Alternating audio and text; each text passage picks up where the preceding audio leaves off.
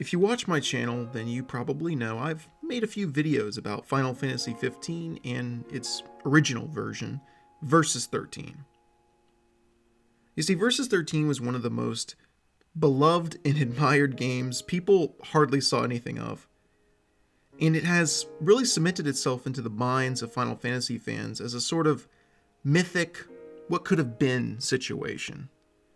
There's no real secret behind the momentum and the hype Versus 13 had going for it. However, from the moment the news came down that a new dev team was coming in to take over an unfinished project and effectively reboot it, while at the same time finishing a new game engine, it was clear this group of game developers would be fighting an uphill battle. Starting their work on rebooting one of the most hyped up and talked about Final Fantasy titles, the 15 team would have to find a way to navigate an otherwise risky production. The same group would later form most of what comprises Luminous Productions. But before the name change, they had an arduous and seemingly impossible task before them. Imagine stepping into the role of building the next mainline Final Fantasy entry, and not only that, but you have to significantly alter this thing that's been in the fanbase's imagination for years. This idea, a concept that's been growing and growing, forming and taking shape as a specific set of expectations.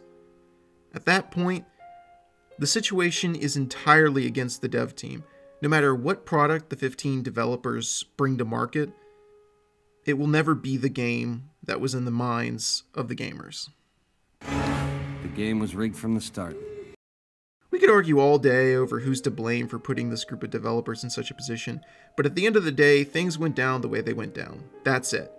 The main problem the Final Fantasy 15 team faced was probably time.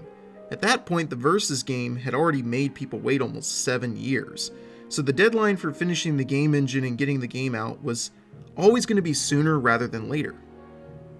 For someone like me, I can look at 15 and come away with the opinion that it is something enjoyable enough, despite being so far removed from the many elements we all fell in love with from the Versus 13 era. Make no mistake, there are some really well done moments within Final Fantasy 15. Sadly, many of the core fans felt the game missed on too much of its potential. The initial release of Final Fantasy 15 was seen as an incomplete game and a story littered with plot holes and inconsistencies. Basically, in their attempt to keep as much of what had already been shown to people, they forced themselves into a corner where they had this massive, bloated world of stories spread out over various media. I mean, in essence, to get the full story of Final Fantasy 15, you had to watch a prequel movie, an anime series, play the base game, the game's season pass DLC, and read an epilogue novel. Seriously, what the f are you doing? It's safe to say that had Final Fantasy 15 not suffered from this staggered release and chopped up story, people might look at Luminous Productions another way. I mean, looking at the story as it stands within Final Fantasy 15, there are a couple things that stand out to me. Believe it or not, I really like the way the game opens. Having Noctis and his friends start the journey with this feeling of being at the bottom and having to work your way up from there.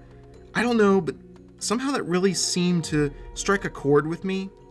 The opening hours of 15 have a nice pace to them. It's after you fight the Archaean that things get all screwy with the narrative pacing. For instance, Iris was a fun character within the game, but she really feels lost in this world, like she doesn't belong. Not to mention, if you hadn't watched the Brotherhood anime before playing, well, you're kinda at a loss as to her importance or connection with Noctis.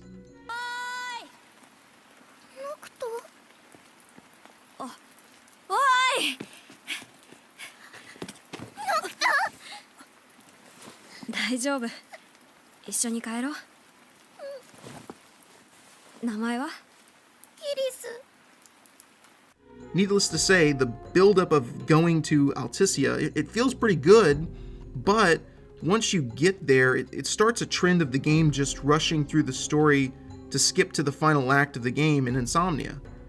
There are great moments and fun parts of the story sprinkled all throughout those early and middle sections.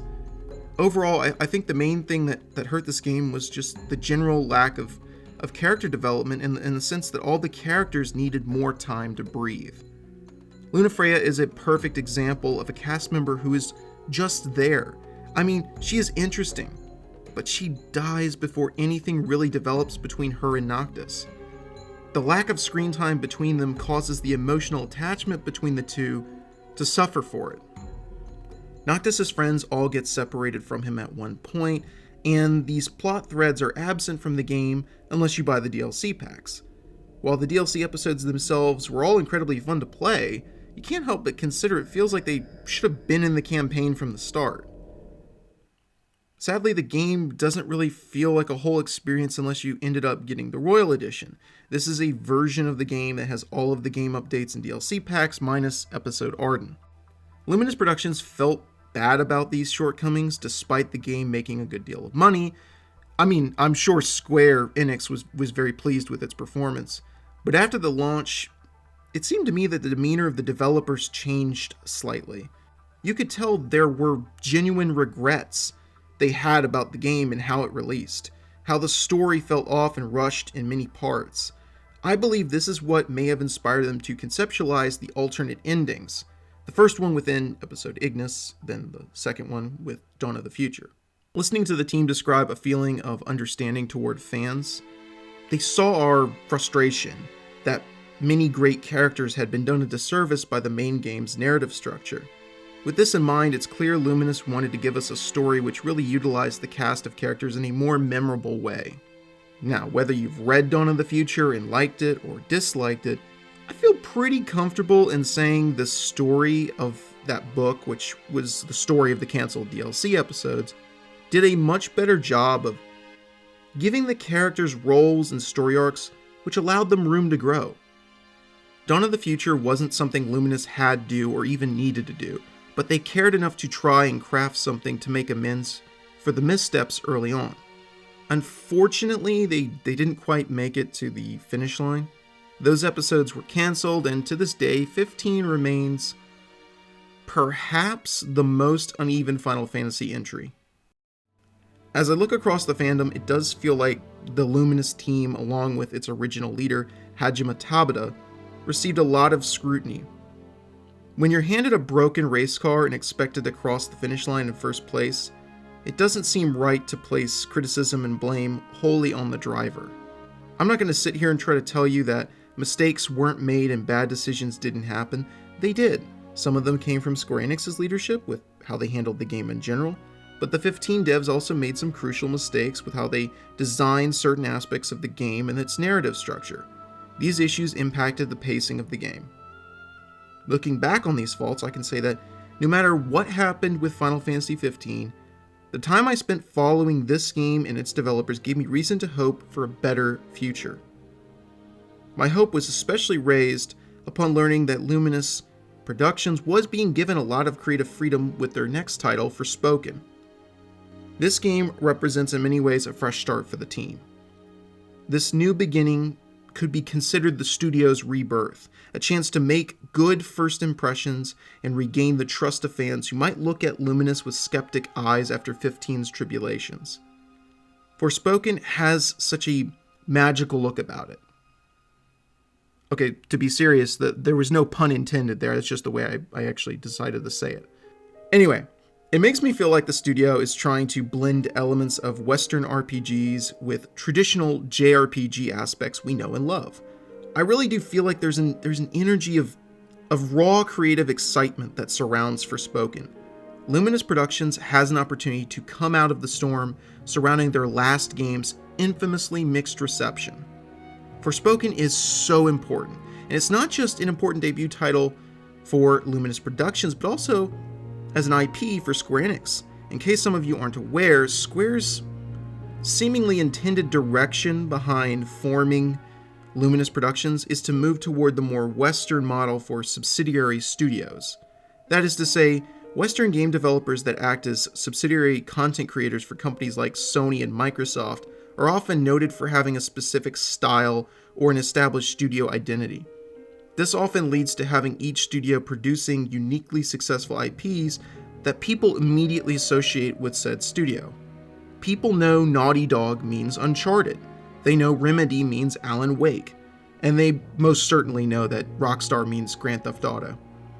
While this isn't exclusive to Western game devs, this sentiment of studio identity is really popular in Europe and North America. Clearly, Square Enix wants to throw their hat into the ring and prove they can accomplish the same feat. As a creative person myself, I can really empathize with the Luminous team and what they're trying to achieve. Ever since Dawn of the Future was canceled, I've waited anxiously to see what this group's next game would be. Over the past year, we've seen Luminous show off a decent chunk of the game. The gameplay and story premise have me really intrigued about this game's potential. Perhaps we'll see something special. Or maybe it won't be, who knows. Let's just say I'm trying to be cautiously optimistic. The word surrounding the game is mixed. Everyone seems to think it looks nice, and the press that have had more access to the game have commented that the story seems really interesting. The biggest question on my mind, and I think the minds of many others, is just how well the developers will nail the open world. A lot of games have open worlds nowadays, but not all of them know how to properly use one of them. Sometimes a big map is just a big empty map. Luminous has commented that the game will reward people who venture off the beaten path. Time will tell if that is in fact the case. I so badly want the story and the characters to be good. I want the world of Athia to be worth revisiting and exploring. More than anything, I'm rooting for this game to be a success because I believe in the talent behind it. This is where the devs can really showcase what they learned from the roller coaster of an experience that was Final Fantasy XV. Maybe they understand how to overcome the shortcomings of that game's issues. If we're lucky, come next May, when the game releases, we'll be waiting for Luminous and Forspoken with open arms. For me, I never like to think someone will fail. Instead, I like to hope they will triumph. It's still a decently long road until Forspoken reaches us, but with the new year fast approaching, I think many more eyes will turn to Athia with curiosity and intrigue to see if the promise of Luminous's redemption will come true. And with that, that's going to be the end of the video, guys. I thank you so much for watching. I really appreciate it. It means a lot for you to take your time out of your day and to watch this video. And if you have stayed to the end, I ask that you consider liking it and sharing it around so others can see it as well. And if you're new to the channel, please consider subscribing and hitting the bell for notifications so you don't miss out on any new videos as soon as they drop. Thanks again, and have yourself a great day.